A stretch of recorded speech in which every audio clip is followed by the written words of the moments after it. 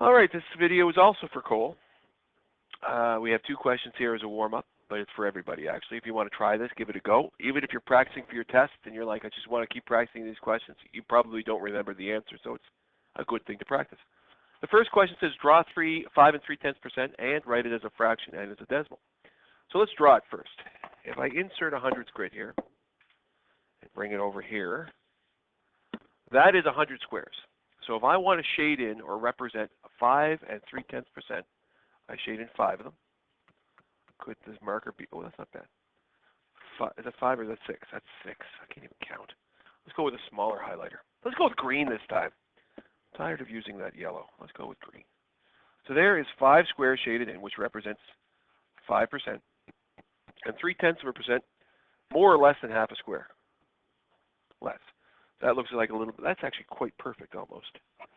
So that looks like 5 3/10, but we're going to magnify the square over here, cut it into 10 parts, 3, 4, 5, 6, 7, 8, 9, and shade in 3 of them. And that is what 5 3/10% looks like in terms of a hundredths grid.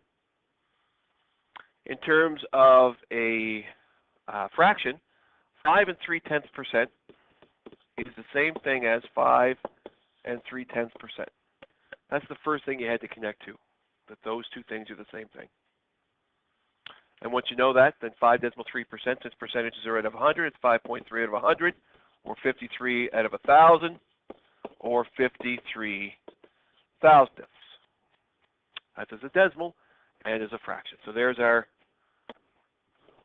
fraction, there's our decimal, and the whole thing is our picture. In the second question, it says draw 225%. So again, we're going to need to add our hundredths grid. But this time I'm actually going to add 2 of them, correct? Because we actually, how many do I need more than 200, don't I? I need 3 of them. Wow. Wow. I've never drawn 3 of these. Wow. Okay. So for our 200%, that's pretty simple. That's all of this one. As you can tell in grade kindergarten and grade 1, I failed coloring. It's 100%. That's 200%. And a 1/4% is not a quarter of this whole thing, but rather a quarter of one of these. That's kind of close. Highlight it, bring it over. I'm going to make it a little bit different this time. I'm going to make my quarter look like this, just because I can.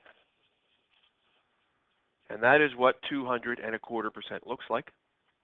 If we think about what this picture actually represents, this is 100 out of 100. This is 100 out of 100. And this is a quarter out of 100.